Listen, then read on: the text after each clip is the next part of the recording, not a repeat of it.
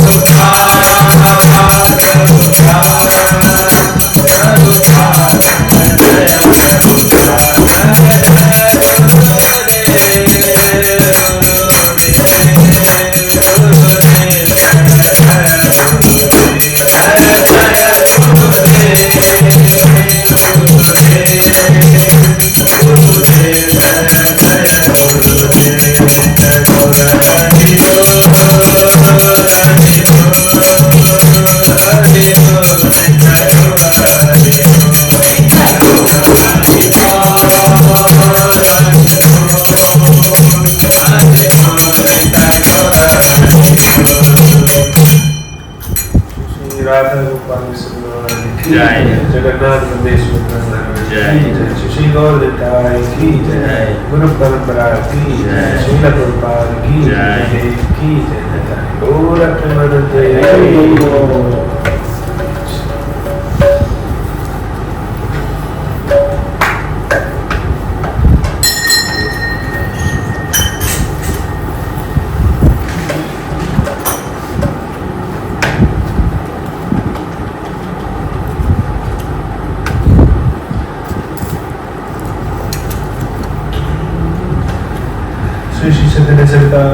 की जय, श्री कृष्णदास सरकार की जय, श्री प्रभुपाद की जय, हरि हरि बोल।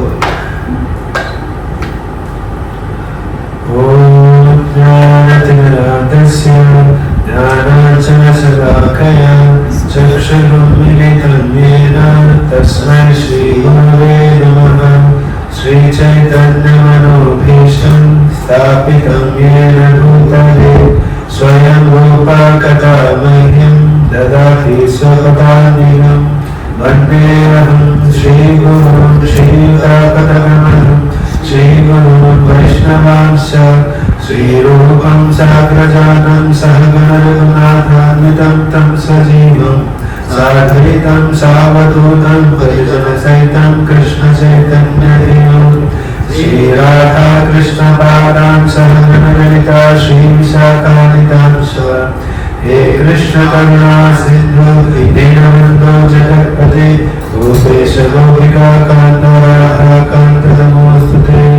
तप्तकाञ्चन गौराङ्गी राधे वृन्दावनेश्वरी वृषभानुसुते देवी नमामि हरिप्रिये। वाञ्छाकल्पतरुभ्यश्च कृपा सिन्धुभ्येव च पतितानां पावनेभ्यो वैष्णवेभ्यो नमो नमः। जय श्री कृष्ण चैतन्य प्रभु नित्यानंद श्री अद्वैत गदाधर श्रीवासादि गौरभक्तवृंद। हरे कृष्णा कृष्ण कृष्ण हरे हरे, हरे राम राम राम हरे हरे।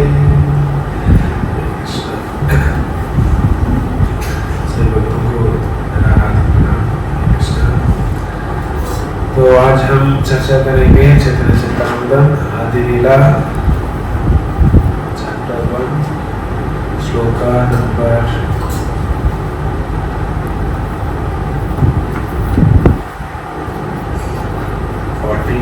14 से 17 तक।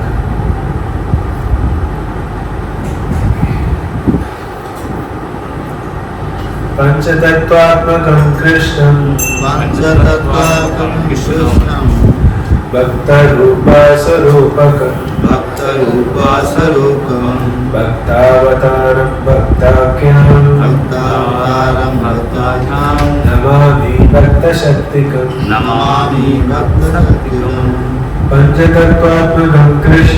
पंचतत्वात्मकं कृष्णं भक्तरूपास्वरूपकं भक्तावतारं भक्ताख्यं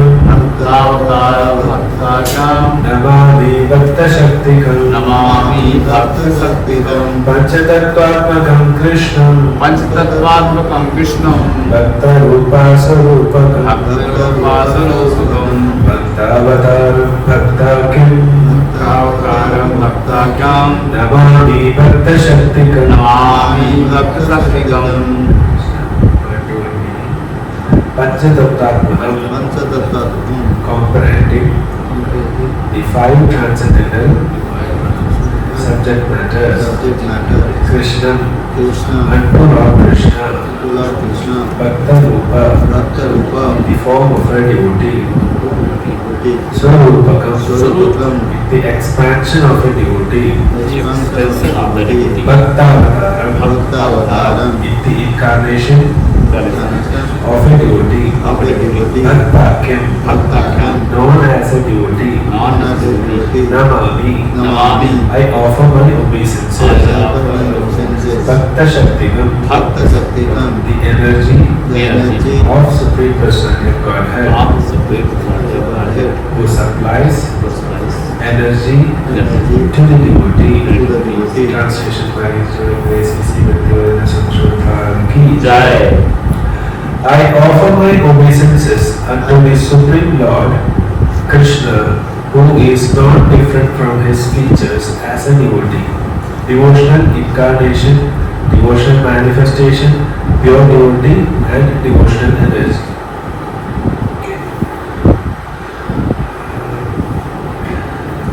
Our class will be next 15. Jayatam Saralopango Mama Bandamate Gati Sarvasvatam Bojo Radha Madana Mohanam Jayatam Saralopango Mama Bandamate Gati Sarvasvatam Bojo Radha Madana Mohanam Jayatam Saralopango Mama Bandamate Gati Sarvasvatam Bojo Radha Madana Mohanam. 21 meaning. Jayatam, all glory to Suratav, most merciful, or attached in conjugal love, Bango, of one who is lame, Mama, of me, Mandamate, foolish, Gati, refugee, Mat, my, Sarvasva, everything, Padambojo, whose lotus feet, Radha Madana Mohanam, Radharani, and Madana Mohanam. Translation by His Grace C. Prabhupada ki Jai. Glory to all merciful Radha and Madana Mohana. I am lame and ill-advised, yet they are my directors, and their lotus feet are everything to me. Next 16. Divya Nurbaranya Kalpadrumada Srimad Ratnagara Simhasanasto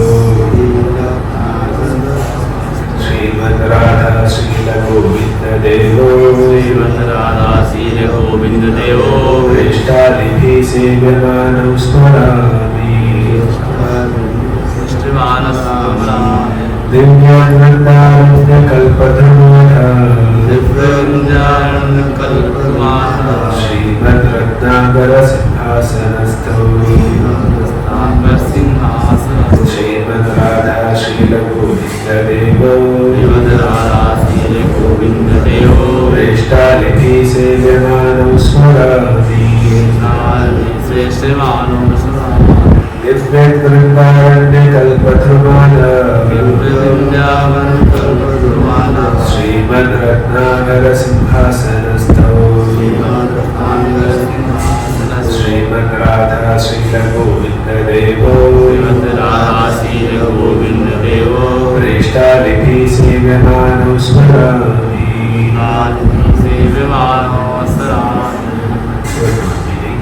Divya, shining, Vrindaranya, in the forest of Vrindavana, Kalpadruma, Desire tree, Adha, beneath, Srimad, most beautiful, Ratnagara, in a temple of jewels, Simhasanastau, sitting on a throne, Srimad, very beautiful, Radha, Srimati Radharani, Srila Govinda Deva, and Sri Govinda Deva, Preshta Libhi, by most confidential associates, Savior Manav, being served, Smarami, I remember, translation by Sivan Grace, Sivan Tirthasudpalaki.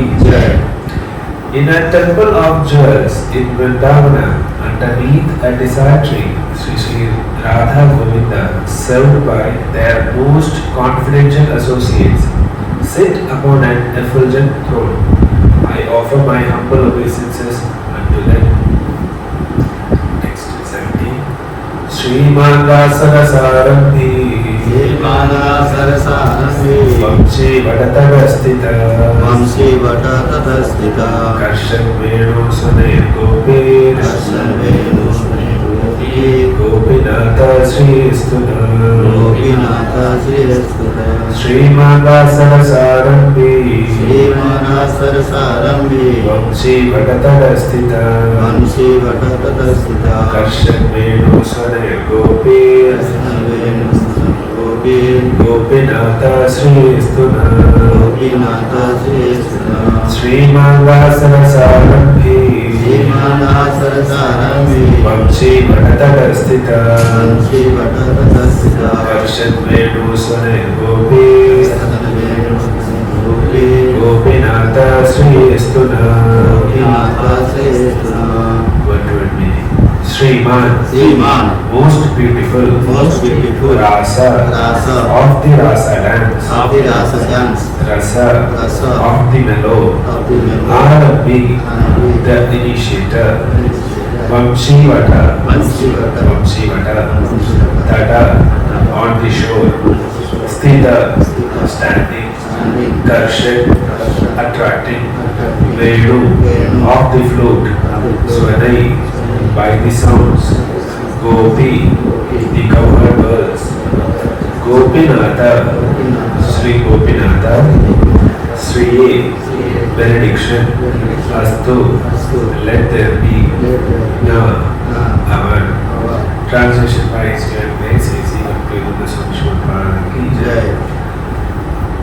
Sri Srila Gopinatha, who originated the transcendental mellow of the Rasa dance, stands on the shore in Vamshivata and attracts the attention of the cowherd dancers with the sound of his celebrated flute.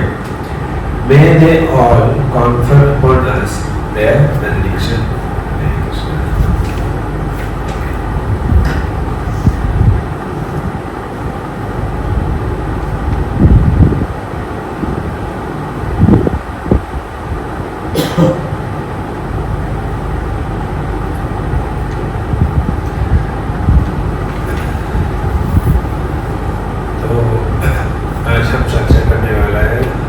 पहले हमने पिछले class में हम क्या चर्चा किया था याद है?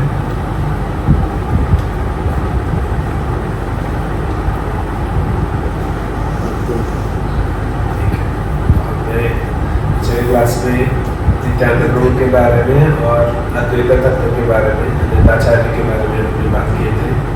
तो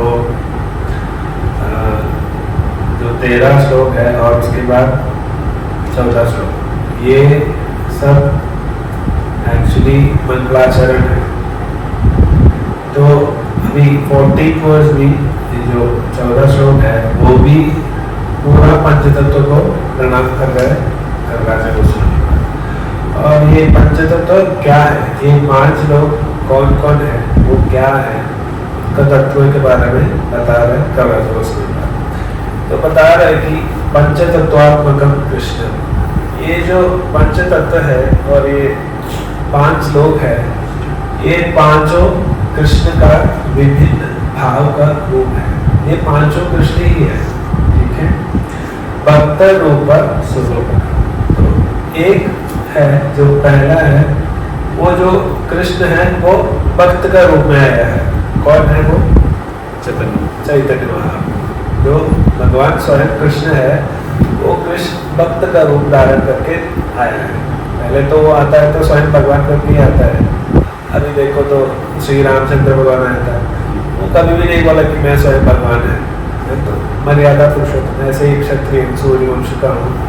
और जब भी स्वयं भगवान है, फिर भी ये जो रावण युद्ध के बाद जो वानर सेना में बहुत सारे वानरों का मृत्यु हुए थे, तो जो रण जीतने के बाद सारा देवी देवता आके पुष्पवृष्टि कर रहे थे, तो इंद्र से रामचंद्र भगवान प्रार्थना कर रहे थे कि आप थोड़ा मुझे मेरे लिए एक मदद करो, ये जो वानरों का मृत्यु हुआ था ना, उन लोगों को थोड़ा फिर से जीवन दे दो करके। तो इंद्रदेव तो आशीर्वाद आ रहे, आप तो स्वयं भगवान, आपको ही कर सकते हैं, मुझे क्यों पूछ रहे हो? नहीं, फिर भी रामचंद्र भगवान वो देव का महिमा दिखाया कि इंद्र भी भगवान का भक्त है। तो कभी कभी भगवान है ना, स्वयं भगवान भी नहीं बोलता है, कभी तो भगवान नहीं बोलता है।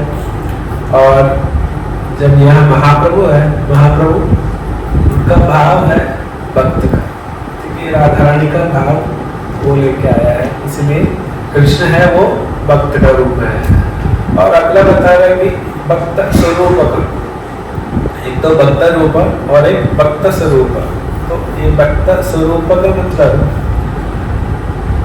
उनका ओरिजिनल रूप है, वो भी कृष्ण है, पर वो कृष्ण एक्चुअली वो हर हमेशा भक्त ही है।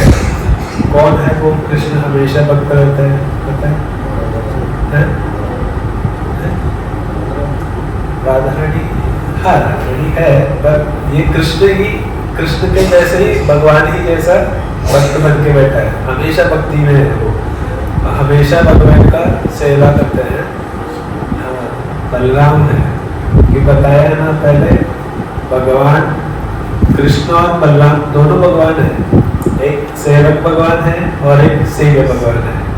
सेव्य भगवान कृष्ण है, वो सेवा लेते हैं, और सेवक भगवान है वो बलराम है, वो हमेशा भगवान का सेवा करते हैं। तो ये जो भगवान है, जो बलराम है, वो हमेशा सेवा करते रहते हैं भगवान का, उनका तो स्वरूप ही भक्त है।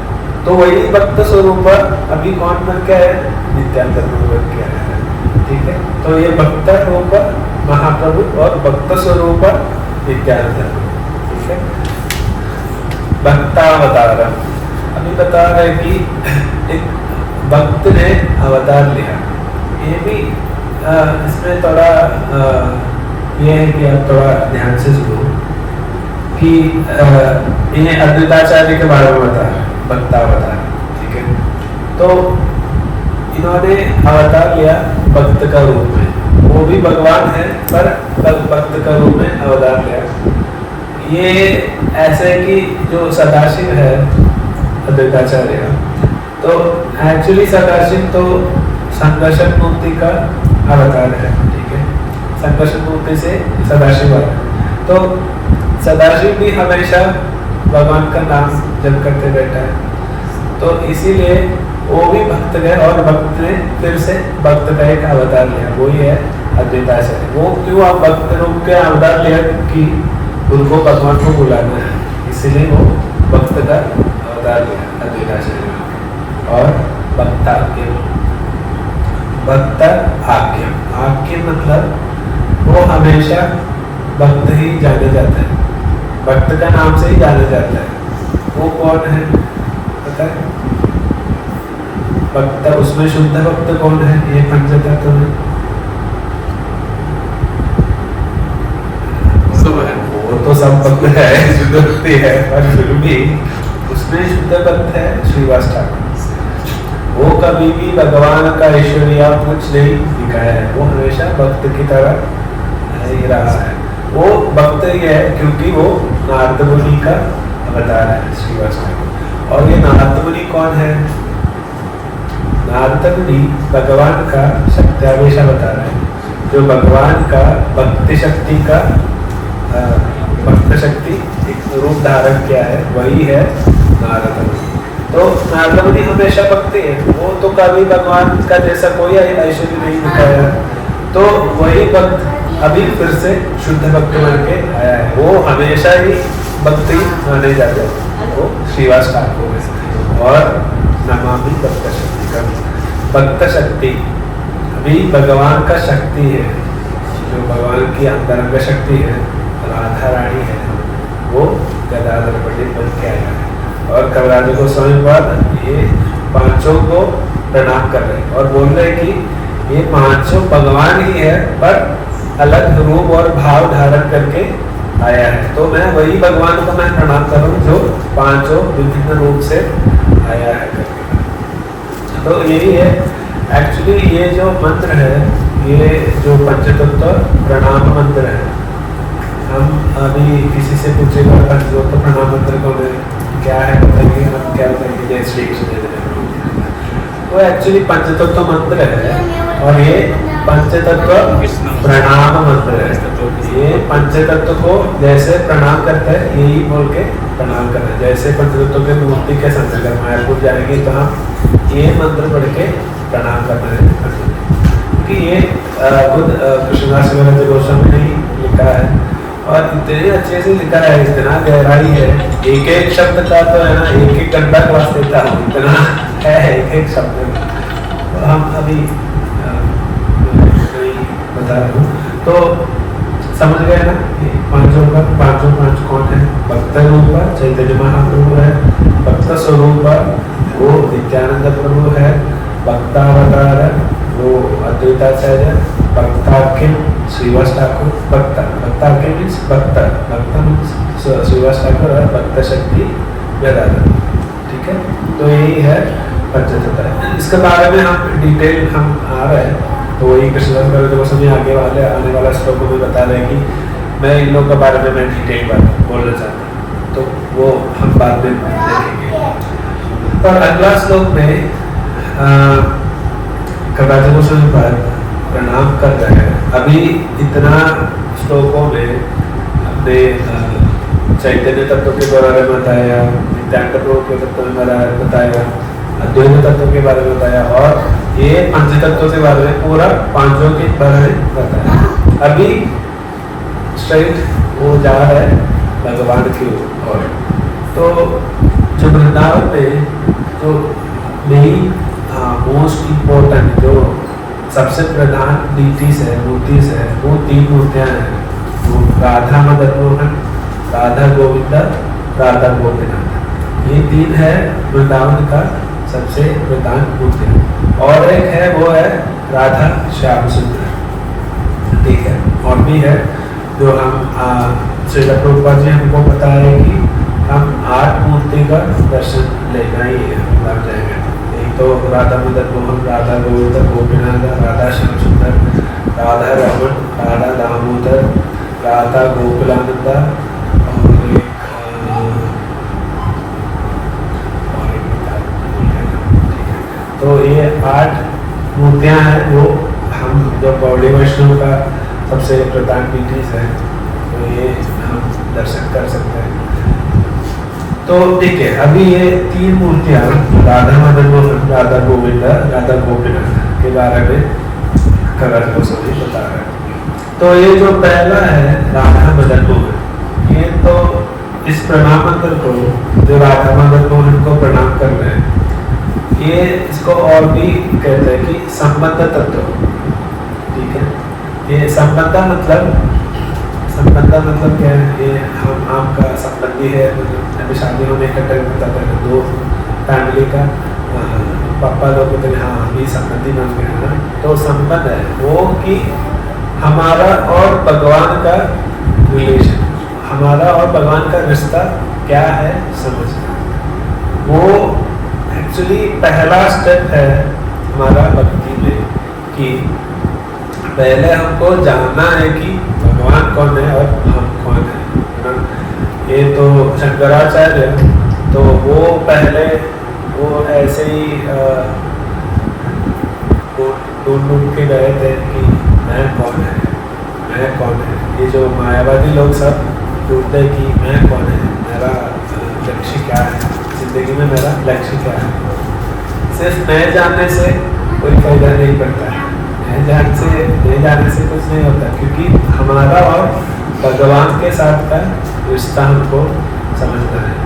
तो यहाँ इस श्लोक से भगवान का और जीव का बीच का रिलेशन एस्टैब्लिश करना चाहते हैं, तो इससे राधा मदन मोहन से। और गोस्वामी प्रार्थना कर रहे कि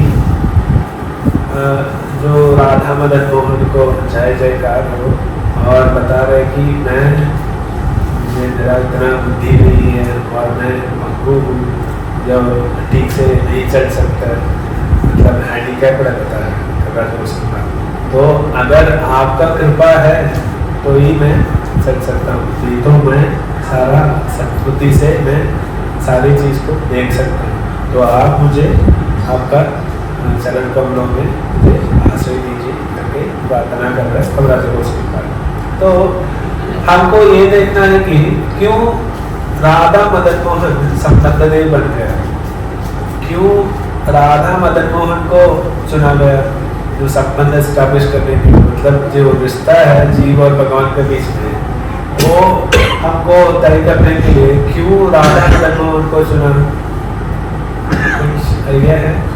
क्योंकि गोविंद देव को चुन सकते हैं, नहीं तो गोपीनाथ को चुन सकते थे, क्यों मदन मोहन को चुना?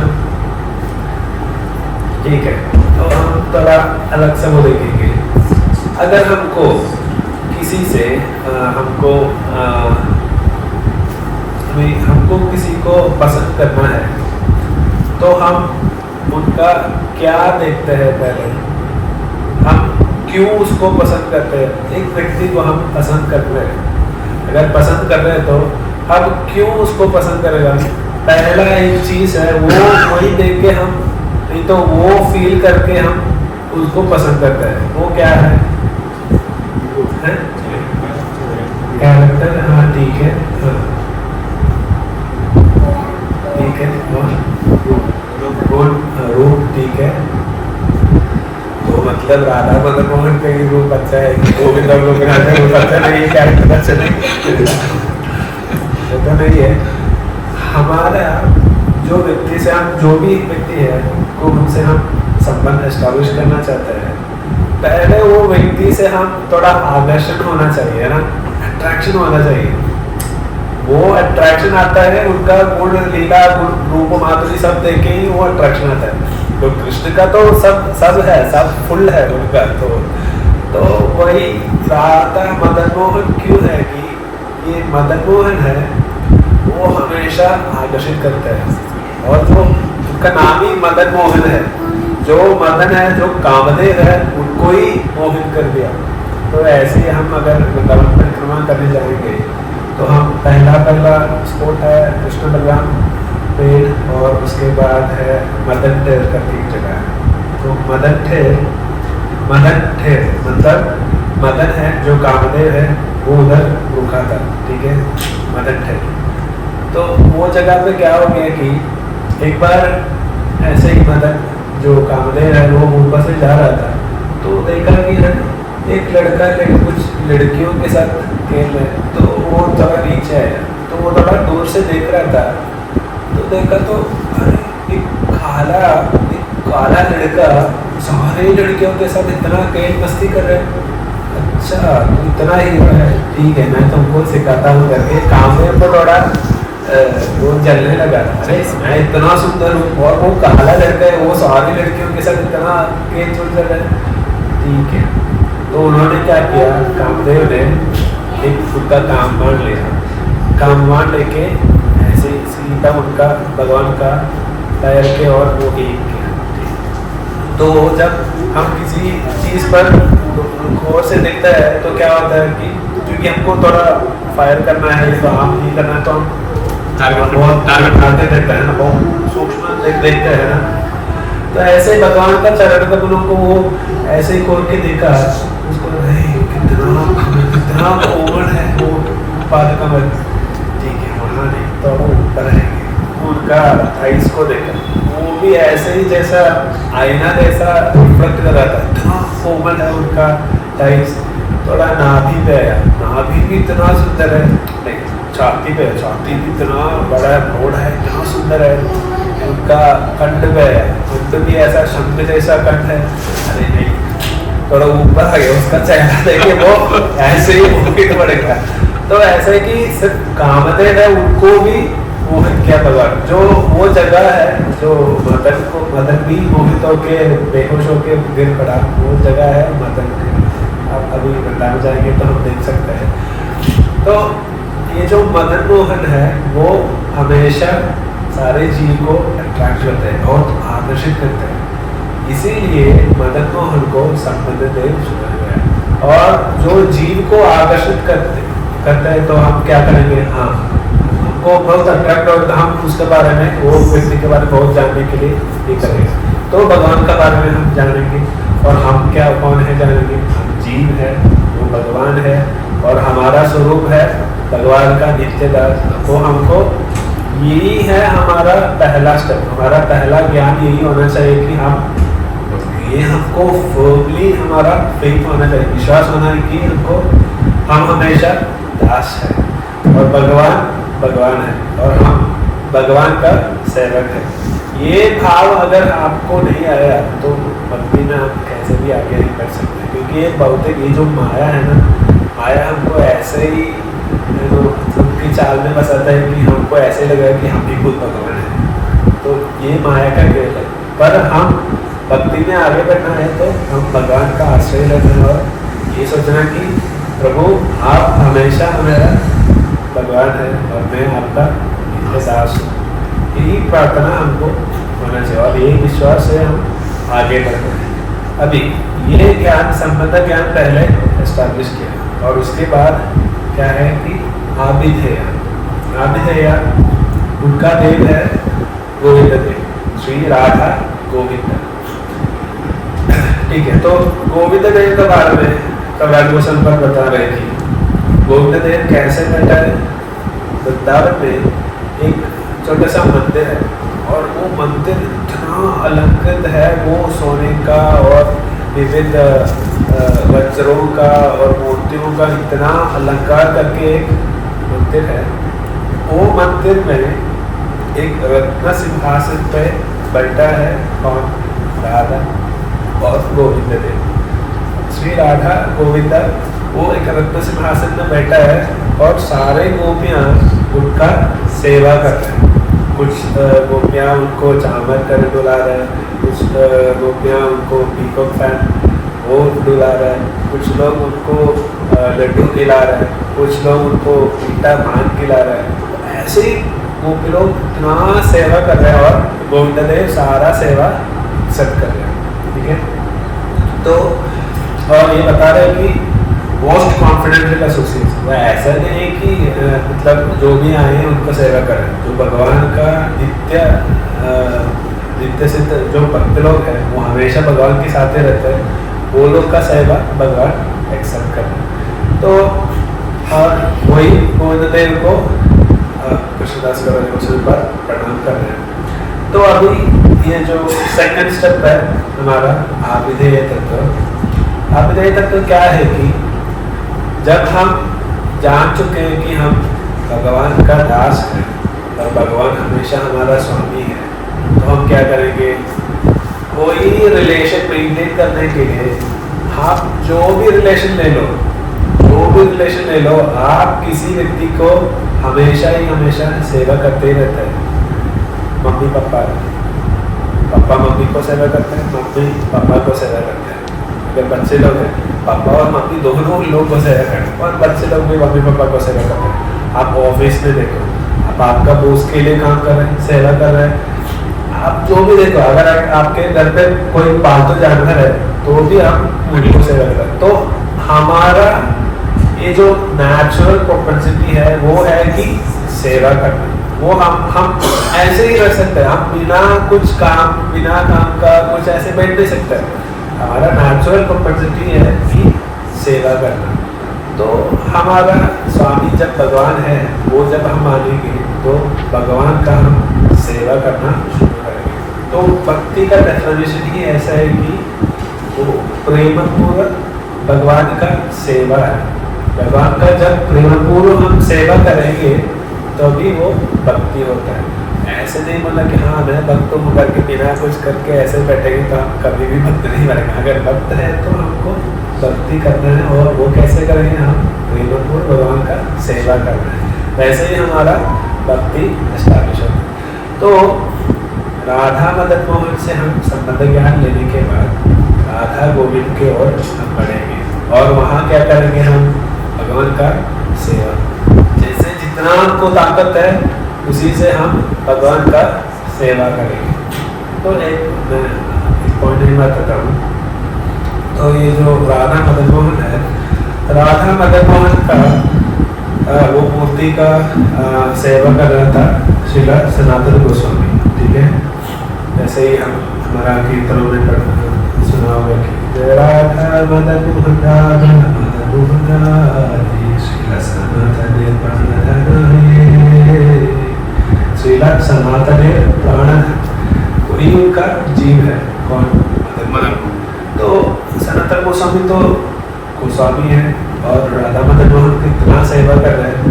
तो पहले देखे ना, राधा मदन मोहन का मूर्ति पुरुषोत्तम चौबे करके एक व्यक्ति, वो एक गृहस्थ था, वो आराधना करते थे वृंदावन में।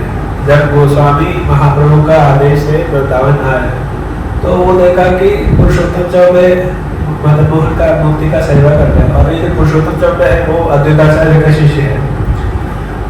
तो वो ऐसे सेवा कर रहे हैं, साथी गोस्वामी देख के शौक हो गया कि मदन मोहन चौबे का बेटा जैसा, मतलब बच्चा बन के उनके बच्चे के साथ खेल रहे हैं।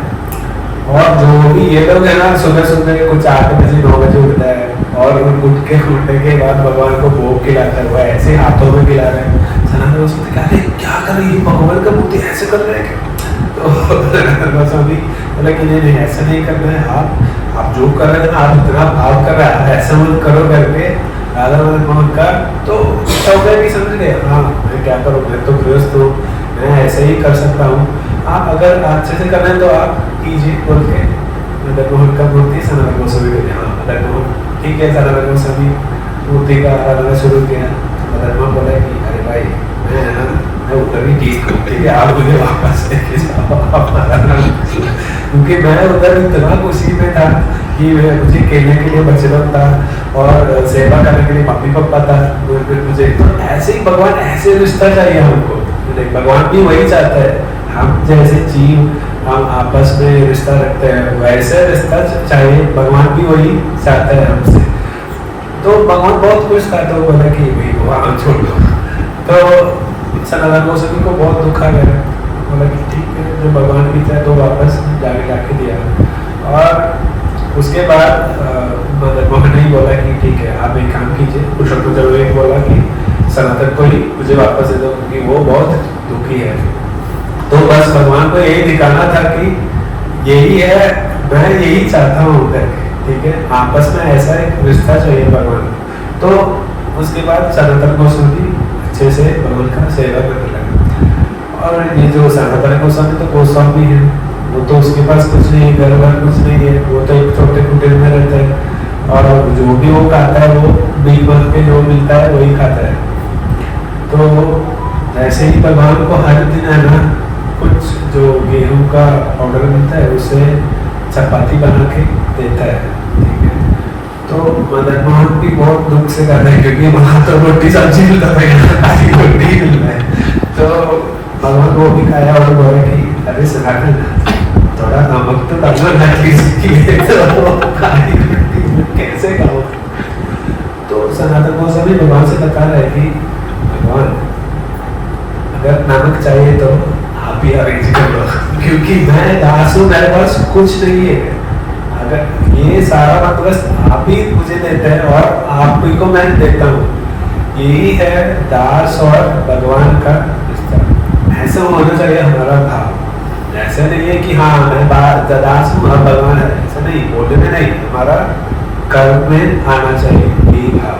तो सनातन गोस्वामी हमको क्लियरली दिखा रहा है क्योंकि मैं आपका दास हूँ, आप ही के पास सब है, मेरे पास कुछ नहीं है, तो मैं कैसे आपको सिर्फ नमक है, हम आपको बोले हाँ मैं अभी सुधरमा पे जाके लेके आता हूँ, सोचा कि हाँ मेरे पास पैसा है मैं लेके आता हूँ। ने क्या बोला, उनको तो मिल सकता है, वो जाके किसी ब्रजवासी को पूछेगा तो वो बहुत खुशी से देगा, क्योंकि गोस्वामी तो बहुत मर्यादा देता है सारे ब्रजवासी, पर गोस्वामी ने क्या बोला, चाहिए तो आप भी अरेंज करना, मैं अरेंज करता हूँ बोल के एक ये जो मर्चेंट आ रहा था वो नमक लेके कहीं और जा रहा था एकदम, और उनका नौका उधर हट गए और उनको सनातन गोस्वामी ने हेल्प किया और वो जाके उसका वो सामान देख के वो सारा पैसा उनके ओके उन्होंने सनातन गोस्वामी के लिए और बड़ा अच्छा मंदिर कर दिया, अभी भी है वो मंदिर मदन मोहन का मंदिर। और फिर वहाँ से भगवान का आराधना सब सेवा सब अच्छे से होने लगा। अभी देखो सनातन गोस्वामी क्या बोला, आप भी अरेंज करो, तो जब भगवान अरेंज करते हैं ना वो हमको चिंता भी नहीं करता भगवान कैसे अरेंज करता है, पर हम क्या करते हैं, हमको हमारा ताकत में हमारा इसमें बहुत गर्व है, क्योंकि हाँ ये मैं कर सकता हूँ नहीं, हमेशा सोचना है कि भगवान ही देगा। जब हम कुछ चीज़ करने जा रहे हैं, नहीं तो हम कुछ सेलेक्ट करने जा रहे हैं, तो ऐसे प्रार्थना करना है कि भगवान मैं तो मंत्रमुग्ध हूँ, आपको ही जानता है मुझे कौन सा क्या अच्छा है करके, वो आपसे बढ़कर और कोई नहीं जानता है, मैं भी नहीं जानता हूँ, सिर्फ आप ही जानता है, तो आप जो भी मेरे लिए अच्छा है वो मुझे दीजिए।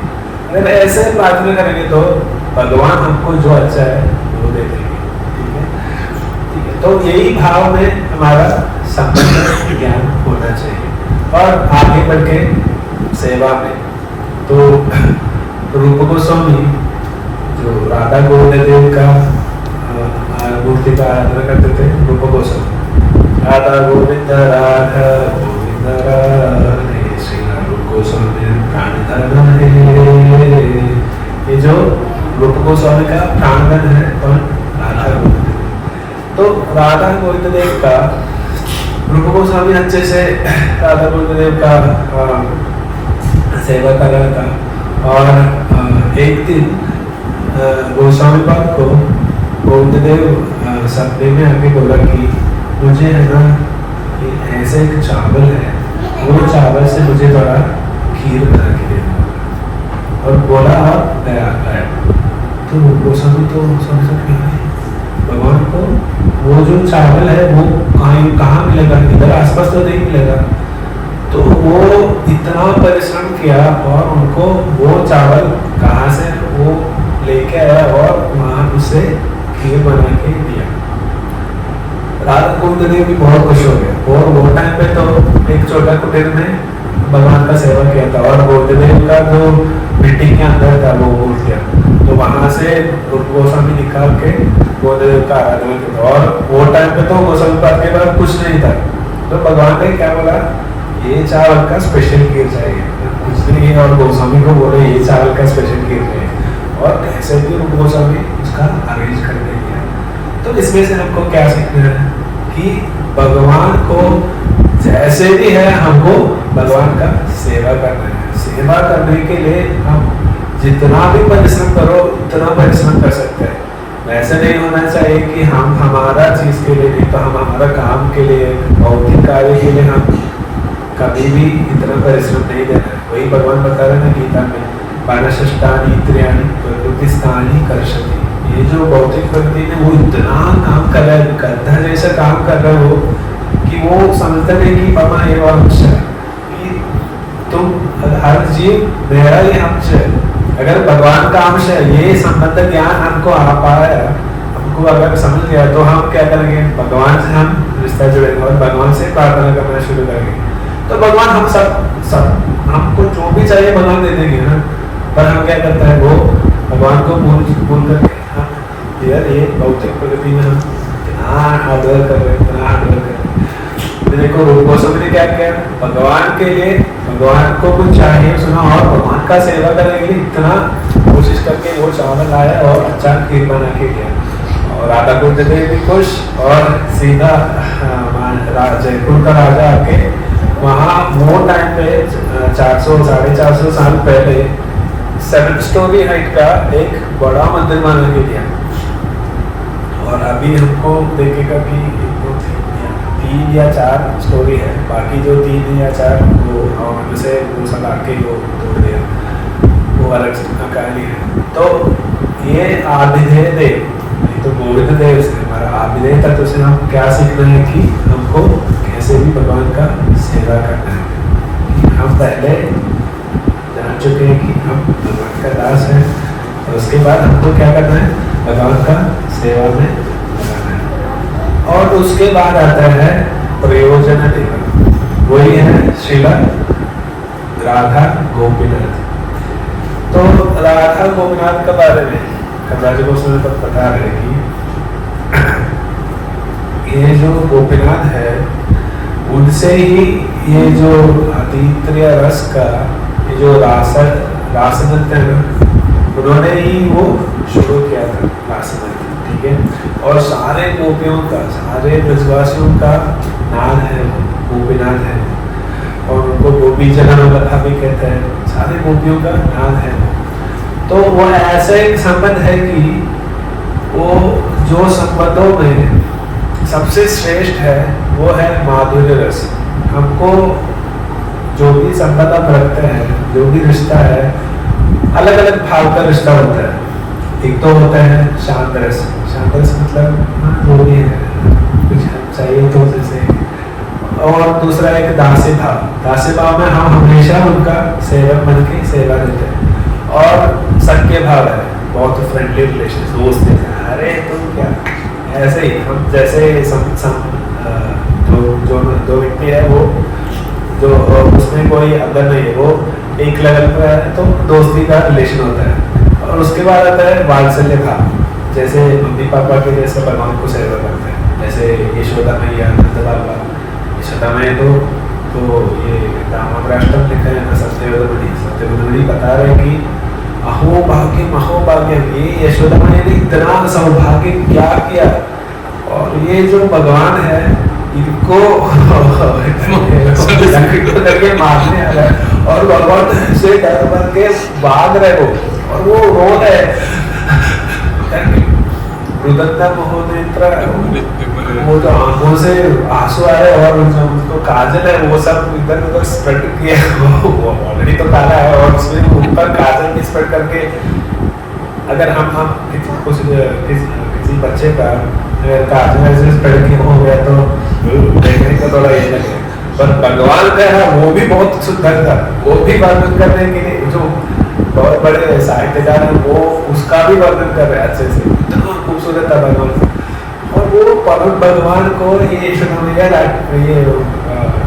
बोलते हैं, स्टिक पकड़ के ऐसे मारने जा रहे हैं, तो इतना सौभाग्य ये यशोदा ने क्या किया। तो भगवान का यही भाव है, यही भगवान चाहता है कि भगवान को भी हम ऐसे बच्चे जैसा या दोस्त जैसा, भगवान जैसा, और सबसे श्रेष्ठ है कि एक प्रेमी जैसा भगवान का सेवा करना, भगवान का रिश्ता जोड़ना, यही है सबसे श्रेष्ठ, वो जो है माधुर्य रस।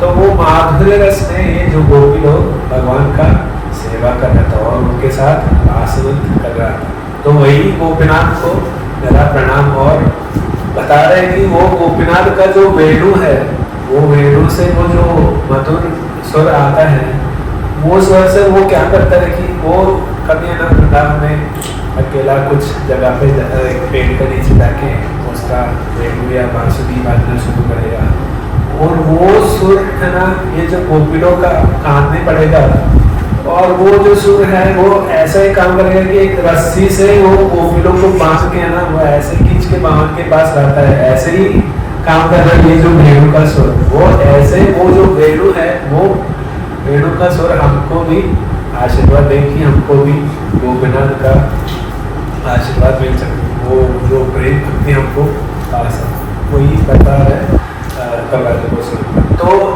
ये है जो प्रयोजन है, जो गोपीनाथ है। अगर हम गोपीनाथ के पास पहुंच जाए तो हम सबसे श्रेष्ठ भक्ति में सबसे श्रेष्ठ तल पर हम पहुंच गए, वो है प्रेम भक्ति। तो ये हम देखेंगे तो हम जो रूप गोस्वामी, सनातन गोस्वामी, रूप गोस्वामी और प्रेम भक्ति का आस्वादन कर रहा था महाप्रभु स्वयं गंभीरा में बैठ के। वो इतना आनंद से वो प्रेम भक्ति का आस्वादन कर रहा था स्वरूप दामोदर और रामानंद राय के साथ। और ये जो रघुनाथ दास गोस्वामी है, जो पुरी में जब संन्यास लेने के बाद महाप्रभु के साथ गदाधर पंडित तो हमेशा रहते हैं, क्योंकि सच्ची माता ने बोला कि गदाधर तो कैसे भी हो, कहाँ भी हो, हमेशा निमाई के साथ रहना, ऐसे एक बात बोला था सच्ची माता ने। तो गदाधर पंडित तो हमेशा महाप्रभु के साथ भी रहते थे और वो इतना काम और इतना शांत स्वभाव का था और वो भक्ति में इतना मग्न था कि जब भी वो भागवत पढ़े महाप्रभु वो सुन के ऐसे ही आंसू आते रहते हैं। इतना वो राधारानी है तो ऐसे ही कर सकता है। और जब महाप्रभु संन्यास लेने के बाद पुरी गए तो गदाधर पंडित भी महाप्रभु के साथ वहाँ थे और वहाँ टोटा को बिना करके, टोटा मतलब एक बगीचा, गार्डन, और वहाँ जो गार्डन में रहता है वो उसको बोलता है टोटा गोपीनाथ। और ये गोपीनाथ का मूर्ति का आराधना करते थे गदाधर पंडित। तो वो गोपीनाथ का मूर्ति थोड़ा लंबा था, वो थोड़ा हाइट का था। तो गदाधर पंडित जब थोड़ा एज्ड हो गया तो उनको ऊपर तक हाथ नहीं पहुंचे थे। तो गोपीनाथ ने कहा आप इतना फिक्र मत करो, मैं बैठ के देता हूँ कि भगवान बैठ के दिया वो गदाधर पंडित को अच्छे से। तो भगवान जब बैठा तो गदाधर पंडित का सही बैठ गया, तो आसानी से मूर्ति का सेवा कर सकते। तो हम अभी ऐसे बता रहे हैं कि ना भगवान का ऐसा मूर्ति का दर्शन करना बहुत मुश्किल है, क्योंकि जहाँ भगवान ऐसे बैठा है, जो बैठ के ना नारायण मूर्ति का दर्शन मिल सकता है। वो बहुत लक्ष्मी नारायण मूर्तियाँ हैं वो जो ऐसे जो बैठा है वो पोस्ट में, पर कृष्ण का ऐसा बैठा वाला पोस्ट आपको कभी भी नहीं मिलेगा। तो ये गोपीनाथ है वो गदाधर पंडित के लिए वो ऐसे बैठ के दिया। और गदाधर पंडित जाने के बाद रघुनाथ दास गोस्वामी गोपीनाथ का आराधना किए थे। और जब ये प्रेम भक्ति का स्तर पर हम आएगा तो हम क्या करते हैं कि हम कभी भी हमारे लिए ये जो हमारा जो भौतिक है, जो भी हमारा खुद का शरीर के लिए भी हम कुछ नहीं कर रहे, हमेशा भगवान का भक्ति, भगवान का सेवा में ही हम तत्पर रहेगा। उसका परफेक्ट एग्जाम्पल रघुनाथ दास गोस्वामी, जब वो जान चुके कि महाप्रभु चले गए, स्वरूप गोस्वामी चले गए और गदाधर पंडित चले गए, तो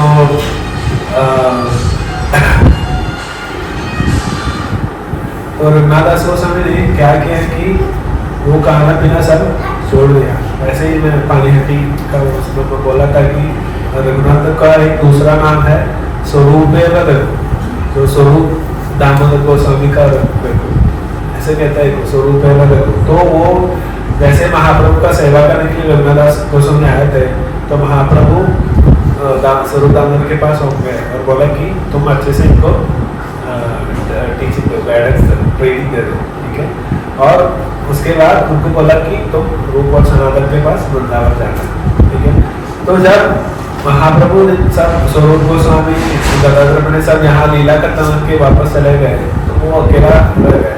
तो उन्होंने क्या किया कि वो सिर्फ चास पी रहा था, दिन में एक बार चास पी रहा था, जो बटरमिल्क है वही पी रहा था और कुछ नहीं पी रहा था। सिर्फ ये जीवन और शरीर को एक साथ रखने के लिए सिर्फ चास पी रहा था और सारा समय भगवान का ही विरह दुख में भगवान का भक्ति करके बैठा था। यही है भक्ति का सबसे श्रेष्ठ कर्म। वहाँ पहुँचना है हमको, पर आप फिक्र मत करो, डरो मत, ठीक है। वो ग्रेजुअली हमको हो सकता है, पर वो स्टेप बाय स्टेप प्रोसेस ये है कि मदर मोहन से शुरू करने मूलतरी और गोपीनाथ तक पहुँचना, और यही है हमारा संबंध अभिधेय प्रयोजन, ठीक है। अगर हम अगला क्लास से हम शुरू करेंगे। अभी गोस्वामी पाद वो बता रहे कि ये जो अभी 14 श्लोक है और उसके बाद जो 3 श्लोक है वो क्यों बताया, क्या है बताया, क्या है उसका अंदर का ये, और मैं इतना इंट्रिकेटली मैं क्यों बताना चाहता हूँ इसका मत सब प्रकट करेगा आगे आने वाला शो में, हम देखेंगे अगला हफ्ते में। ठीक है, तो आज का क्लास यहाँ विश्राम दे रहा हूँ और कुछ काम है तो